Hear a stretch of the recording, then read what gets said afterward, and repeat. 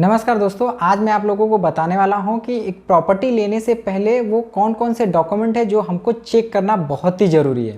तो आज हम ऐसे 15 डॉक्यूमेंट के बारे में बात करने वाले हैं जो प्रॉपर्टी लेने के लिए बहुत ज़रूरी है। तो चलिए, नमस्कार, मैं हूं अनमोल, आपका स्वागत करता हूं अनमोल एसेट पे। और आज हम देखेंगे वो डॉक्यूमेंट जो हमें एक प्रॉपर्टी लेने से पहले चेक करना बहुत ही ज़रूरी है। पहले जो डॉक्यूमेंट का नाम आता है वो है टाइटल क्लियरेंस। टाइटल क्लियर ऐसा डॉक्यूमेंट है जिसपे ये पता हो जाए कि जो आप प्रॉपर्टी लेने जा रहे हैं वो प्रॉपर्टी पे मालिकाना हक किसका होता है। वो टाइटल क्लियर पे जब आप देखेंगे, डॉक्यूमेंट लेंगे, तो उस डॉक्यूमेंट के ऊपर वो मालिकाना हक किसका है ये पूरा बाकायदा लिखा होता है। इससे हमको ये प्रूफ मिलता है कि ये जो इस ऑनर है वो कौन है और हम उसी ऑनर से परचेज कर रहे हैं। तो दूसरा जो डॉक्यूमेंट है आज वो है सेल डीड। सेल डीड हमें क्या बताता है? सेल डीड से हमें ये पता चलता है कि जो प्रॉपर्टी हम लेने जा रहे हैं वो प्रीवियस में वो प्रॉपर्टी जिस बायर से हम ले रहे हैं उसके पास कैसे आई। अगर उसने किसी और से परचेज करता है तो उसमें सेल डीड बनता है, और सेल डीड से हमें ये पता चलता है कि ये प्रॉपर्टी किसकी थी और किसके पास आई। अब हम उससे जब परचेज करेंगे तो भी एक सेल डीड बने। डीड कब बनता है दोस्तों? जब कोई प्रॉपर्टी किसी को दी गिफ्ट में की जाती है। जैसे सपोज कीजिए कि कोई प्रॉपर्टी है, मेरे मौसी ने मुझे गिफ्ट किया, तो ये क्या हो गया, वो प्रॉपर्टी गिफ्ट डीड के रूप में मानी जाएगी और उसके लिए गिफ्ट डीड बनता है, जिससे ये पता चलता है कि ये प्रॉपर्टी दरअसल गिफ्ट की हुई है। तीसरा जो डॉक्यूमेंट है वो है कन्वेंट डीड। कन्वेंट डीड कब बनता है दोस्तों? कि जब कोई लीगल अथॉरिटी, जैसे कि आप देखते हैं डेवलपमेंट जो लैंड डेवलपर होते हैं, मतलब गवर्नमेंट के जो लैंड डेवलपर होते हैं, विकास प्राधिकरण निगम, इस तरीके की जो लैंड डेवलपर होते हैं, जैसे नोएडा प्राधिकरण निगम, महानगर पालिका, वो कभी कोई लैंड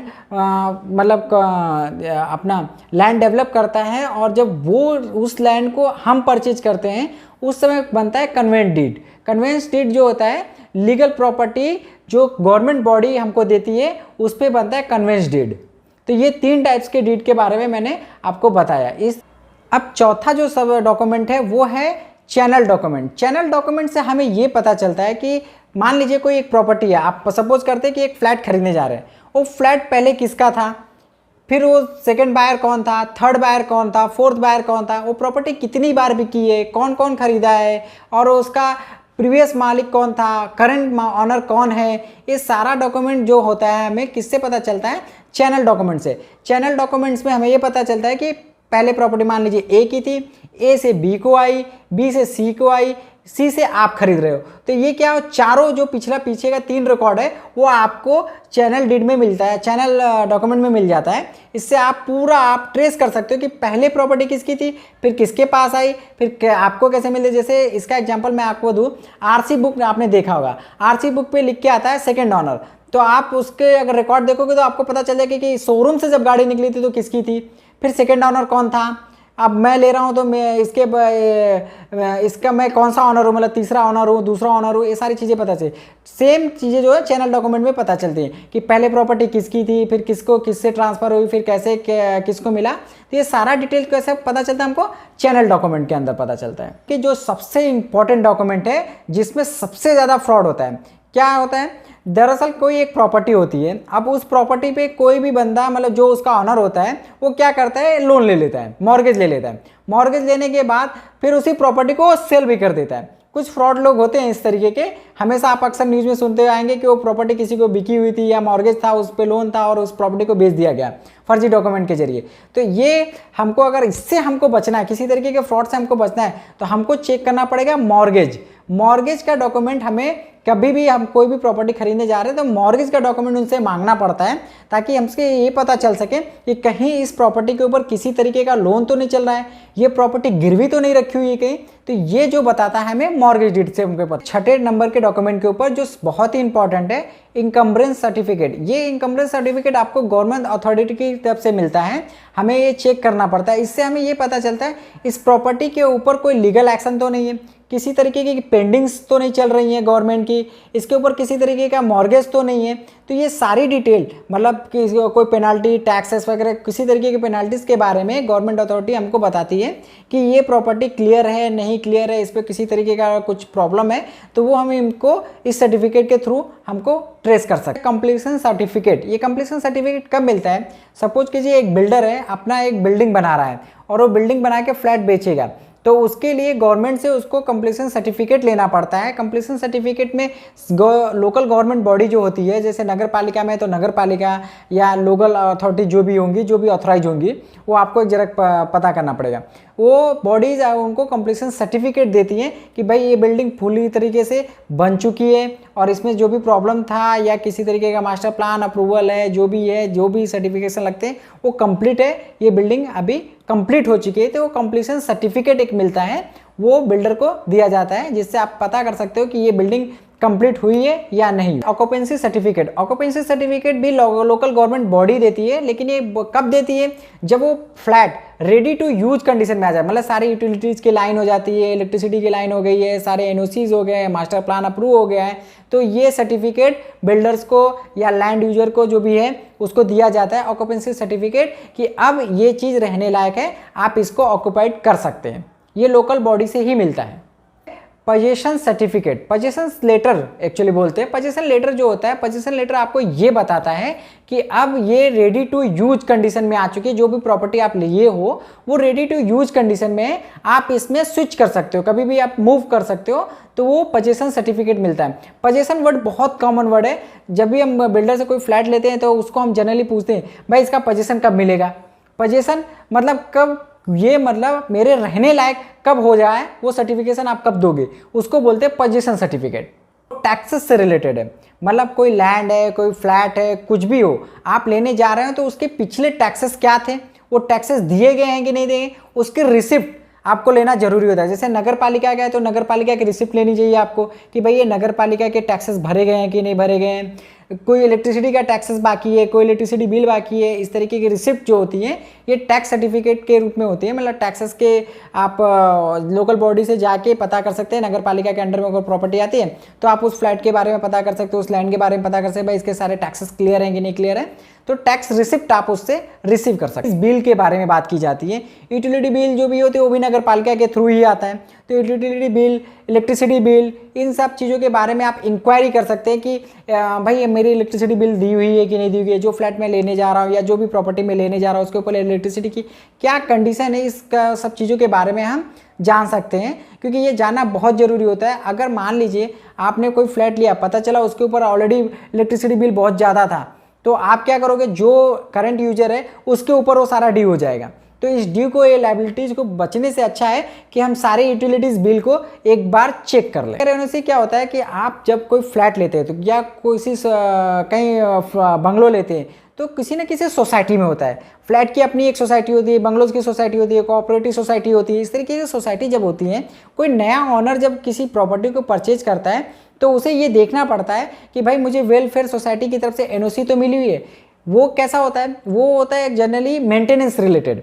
अब मान लीजिए किसी बिल्डिंग में रहते हो, किसी तरीके का मेंटेनेंस बिल तो बकाया नहीं है, किसी तरीके की कोई भी और भी बहुत सारे फंक्शंस रहते हैं वहाँ पे, तो उस तरीके का कोई भी ड्यूज़ नहीं है। ये हमें कौन बताता है, वेलफेयर जो एनओसी देता है। वेलफेयर से जब आप एनओसी लेते हो तो इससे वो क्लियर हो जाता है कि भाई इसके ऊपर इतने पैसे बाकी हैं, ये इतने दिनों से मेंटेनेंस नहीं दिया है, ये सारी चीज़ें नहीं दिए, तो ये हमको कहाँ से पता चलेगा, ये पता चलेगा वेलफेयर से। और वेलफेयर में से वेलफेयर एनओसी मिलने के बाद ही कोई प्रॉपर्टी को परचेज करे तो आपकी जो पिछली लायबिलिटीज है वो आपके ऊपर नहीं आएगी।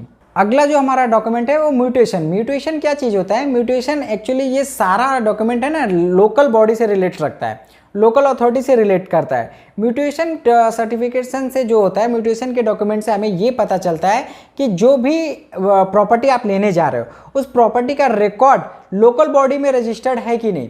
आप भी जब कोई प्रॉपर्टी ले भी ले तो लेने के बाद भी म्यूटेशन में आ जाके लोकल बॉडी में अपनी प्रॉपर्टी का रजिस्ट्रेशन करवाएं, जिससे ये होगा कि वो लोकल बॉडी में आपके नाम से वो प्रॉपर्टी हो जाएगी रजिस्टर्ड, ताकि इन फ्यूचर कोई भी काम है तो वो पता कर आपको उस प्रॉपर्टी के बारे में पता चलेगा। इसी तरीके से अगर आप ले रहे हो तो आप म्यूटेशन चेक करें, क्या वो रिकॉर्ड में है, लोकल बॉडी के रिकॉर्ड में है, कुछ रिकॉर्ड है कि कुछ प्रॉब्लम है, वो सारा चीज़ें आपको म्यूटेशन से पता चल जाएगा। अगला डॉक्यूमेंट है conversion certificate. Conversion certificate actually ज़्यादातर लैंड में लगता है। जब आप लैंड परचेज करते हैं, क्या होता है, हमारे अलग अलग पॉलिसीज हैं कि agriculture land, commercial land, industrial land, इस तरीके के बहुत सारे तरीके के लैंड्स के लॉ हैं। तो अब हम क्या देखते हैं कि कोई प्रॉपर्टी आपने परचेज किया, सपोज कीजिए आपने परचेज किया उसे कॉमर्शियलाइज करने के लिए, मतलब आप चाहते हो वहाँ पे शॉप्स बनाए, कुछ भी कंस्ट्रक्शन इस तरीके करना चाहते हैं, बट वो लैंड जो आप परचेज कर रहे हो वो लैंड एग्रीकल्चर में आती है। अब क्या करेंगे, अब एग्रीकल्चर में है तो वो लैंड के ऊपर आप किसी तरीके का कॉमर्शियल कंस्ट्रक्शन नहीं कर पाएंगे। इस चीज़ से बचने के लिए अगर आप लैंड ले रहे हैं तो पहले ये चेक कर लें कि वो एग्रीकल्चर में है, इंडस्ट्रियल जोन में है या फिर कॉमर्शियल जोन में है। इस तरीके से आपको लोकल बॉडी की तरफ से उस लैंड का रिकॉर्ड मिलेगा। वो रिकॉर्ड देखना पड़ता है कि भाई ये जो प्रॉपर्टी ले रहा हूँ वो कौन से टाइप की है। फिर उसके बाद कन्वर्जन सर्टिफिकेट है, अगर वो प्रॉपर्टी ऑलरेडी कन्वर्ट की गई हुई है तो वेल एंड गुड है, या आप लेके भी कन्वर्ट करवा सकते हैं, इसमें कोई प्रॉब्लम नहीं है। अब जो अगला डॉक्यूमेंट है वो है parking allotment. Parking allotment basically ज़्यादातर वो बंगलोज अगर आप परचेज करते हैं, सोसाइटी जो डेवलप कर रहे हैं, मतलब कॉलोनीज डेवलप होती हैं उसके अंदर, स्पेशली फ्लैट्स के अंदर जाके, खासतौर से आप मुंबई के एरिया में देखेंगे, जब मुंबई में जब फ्लैट लिया जाता है तो एक पार्किंग अलॉटमेंट लेटर भी दिया जाता है साथ ही साथ। उससे ये पता चलता है कि जो एक स्पेसिफाइड एरिया होता है उस स्पेसिफाइड एरिया में आप अपने व्हीकल्स को पार्क कर सकते हैं। आपकी कार पार्किंग हो सकती है, बाइक पार्किंग हो सकती है, तो वो स्पेसिफाइड एरिया डेडिकेटेड होता है आपके लिए। तो जब आप अगर फ्लैट परचेज कर रहे हैं तो आपको स्पेशली इस चीज़ का ध्यान रखना पड़ता है कि क्या पार्किंग अलॉटमेंट एरिया भी इसके साथ रजिस्टर्ड है कि नहीं है, या पार्किंग अलॉटमेंट नहीं है, उसमें को बिल्डिंग के अंदर वो कॉन्सेप्ट ही नहीं है तो अलग एक चीज़ है। बट ज़्यादातर बिल्डिंग्स के अंदर में डेडिकेटेड पार्किंग सिस्टम दिया जाता है आज के टाइम पे, तो वो पार्किंग अलॉटमेंट लेटर भी लेना ज़रूरी होता है।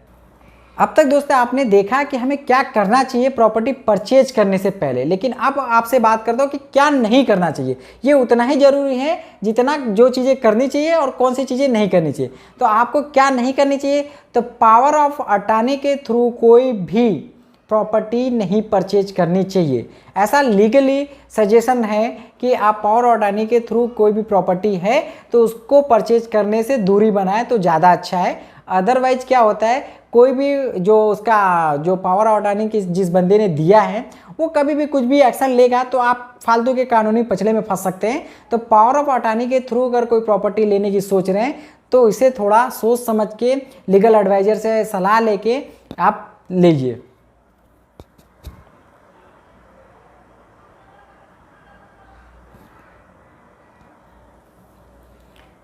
तो दोस्तों मैंने जैसा आपसे प्रॉमिस किया था कि एक बोनस ट्रिप भी दूंगा जिससे आप लोग को ये पता चलेगा कि ये सारे डॉक्यूमेंट अगर हम नहीं भी कर पाए तो क्या ऐसा डॉक्यूमेंट है जिसके थ्रू ये सारा चीज़ हो जाए।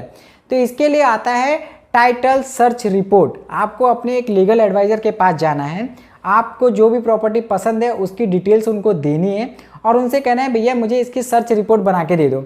सर्च रिपोर्ट में जनरली क्या होता है कि वो जो प्रॉपर्टी आप लेने जा रहे हैं उसका पिछले 30 सालों का रिकॉर्ड होता है। वो सर्च टाइटल रिपोर्ट में वो पूरे 30 सालों का रिकॉर्ड अपने आपके रजिस्टर्ड ऑफिस से निकालेगा, नगर पालिका से निकालेगा, सारे जगह से पॉसिबल जगहों से वो सारे रिकॉर्ड निकालेगा आपका लीगल एडवाइजर। फिर उसके बाद एक रिपोर्ट तैयार करेगा, वो रिपोर्ट भी अप्रूव्ड कराएगा, फिर वो आपको रिपोर्ट देगा। अब सर्च रिपोर्ट आ जाने के बाद आप खुद ही देख सकते हो वो प्रॉपर्टी कब थी, कैसी थी, किसके नाम पे थी, क्या उस पर कोई लीगल चीज़ें चल रही हैं, क्या वो प्रॉपर्टी क्लियर है, क्या मैं उस प्रॉपर्टी में इन्वेस्ट कर सकता हूँ। ये सारा सब कुछ आपको टाइटल रिपोर्ट रिपोर्ट मिलने के बाद आप उस पर डिसीजन ले पाएंगे।